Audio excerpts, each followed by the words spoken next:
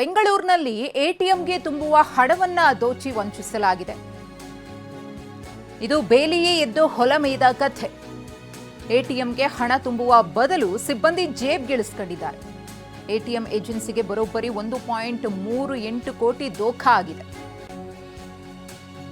ಎಟಿಎಂಗೆ ಸೇರಬೇಕಿದ್ದ ಹಣ ಸಿಬ್ಬಂದಿ ಪಾಲಾಗಿದೆ. 2 ತಂಡಗಳಿಂದ 1.38 ಲಕ್ಷ ರೂಪಾಯಿ ವಂಚನೆಯಾಗಿರುವುದು. ಕಳೆದ 6 ತಿಂಗಳಿನಿಂದ ಈ ಒಂದು ಕಂಪನಿಗೆ ಮೋಸ ಮಾಡಲಾಗ್ತಿದೆ. SBI, ಆಕ್ಸಿಸ್ ಬ್ಯಾಂಕ್ ಎಟಿಎಂಗೆ ಹಣ ತುಂಬುವ ಕಂಪನಿ. ನಿತ್ಯವೂ ಎಟಿಎಂಗಳಿಗೆ ಹಣ ತುಂಬುವ ವೇಳೆ ಕಳ್ಳಾಟವನ್ನು ಆಡಿ ಸಿಬ್ಬಂದಿ ಇಲ್ಲಿ ವಂಚನೆಯನ್ನು ಎಸಗಿದ್ದಾರೆ. ಅರ್ಧ ಹಣವನ್ನು ಎಟಿಎಂಗೆ ತುಂಬ್ತಾ ಇದ್ರು, ಇನ್ನು ಉಳಿದಂತಹ ಅರ್ಧ ಹಣವನ್ನು ತಮ್ಮ ಜೇಬ್ಗಿಳಿಸ್ಕೊಳ್ತಾ ಇದ್ರು. ಅಷ್ಟು ಮಾತ್ರವಲ್ಲ, ಕಂಪನಿಗೆ ಸುಳ್ಳು ಲೆಕ್ಕವನ್ನು ಕೊಡ್ತಿದ್ರು. ನಮ್ಮ ಪ್ರತಿನಿಧಿ ಪ್ರಜ್ವಲ್ ಈ ಕುರಿತು ಪ್ರತ್ಯಕ್ಷ ವರದಿ ಕೊಟ್ಟಿದ್ದಾರೆ, ನೋಡೋಣ. ಬೆಂಗಳೂರಿನಲ್ಲಿ ಎಟಿಎಂಗೆ ಹಾಕಬೇಕಿದ್ದಂಥ ಹಣವನ್ನು ಸ್ವಂತಕ್ಕೆ ಬಳಕೆ ಮಾಡಿಕೊಂಡು ಬ್ಯಾಂಕಿನ ಹಣವನ್ನು ವಂಚನೆ ಮಾಡಿದ್ದಾರೆ ಅಂತೇಳಿ ಪ್ರತ್ಯೇಕವಾಗಿ 2 ಪ್ರಕರಣಗಳನ್ನು ಕೋರಮಂಗಲ ಪೊಲೀಸ್ ಠಾಣೆಯಲ್ಲಿ ದಾಖಲು ಮಾಡಲಾಗಿದೆ.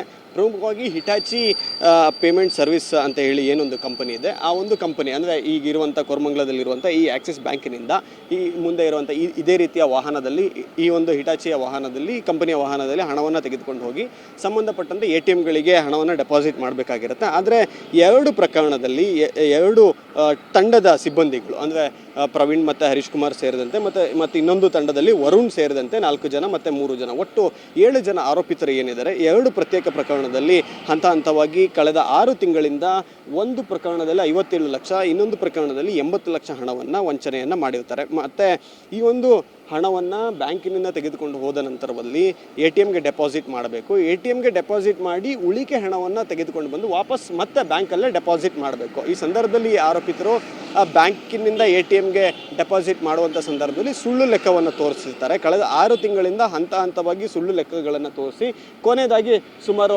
57 ಲಕ್ಷ ಮತ್ತು ಒಂದು ಕಡೆ ಮತ್ತು ಇನ್ನೊಂದು ಕಡೆ 80 ಲಕ್ಷವನ್ನು ವಂಚನೆ ಮಾಡಿದ್ದಾರೆ ಅಂತೇಳಿ ಈ ಕಂಪನಿಯ ವತಿಯಿಂದ ಈಗಾಗಲೇ ಕೋರಮಂಗಲ ಪೊಲೀಸ್ ಠಾಣೆಗೆ ದೂರನ್ನು ಕೊಟ್ಟಿದ್ದಾರೆ. ಕೋರಮಂಗಲ ಪೊಲೀಸರು ಪ್ರಕರಣಕ್ಕೆ ಸಂಬಂಧಪಟ್ಟಂತೆ ಅಂದರೆ ಘಟನೆಗೆ ಸಂಬಂಧಪಟ್ಟಂತೆ, ವಂಚನೆಗೆ ಸಂಬಂಧಪಟ್ಟಂತೆ ಪ್ರತ್ಯೇಕವಾಗಿ 2 ಪ್ರಕರಣಗಳನ್ನು ದಾಖಲು ಮಾಡಿಕೊಂಡಿದ್ದಾರೆ. ಮೇಲ್ನೋಟಕ್ಕೆ ಹಂತವಾಗಿ ಇವರು ಪ್ರತಿನಿತ್ಯ ಹಣವನ್ನು ಹಾಕ್ತಾರಲ್ಲ, ಆ ಸಂದರ್ಭದಲ್ಲಿ ಇವರು 1 ಲಕ್ಷದಿಂದ ಹಿಡಿದು ಕನಿಷ್ಠ 10,000ದಿಂದ 1 ಲಕ್ಷ, 1.5 ಲಕ್ಷ ತನಕ ಹಣವನ್ನು ಕದೀತಾ ಬಂದಿದ್ದಾರೆ, ವಂಚನೆಯನ್ನು ಮಾಡ್ಕೊಳ್ತಾ ಬಂದಿದ್ದಾರೆ.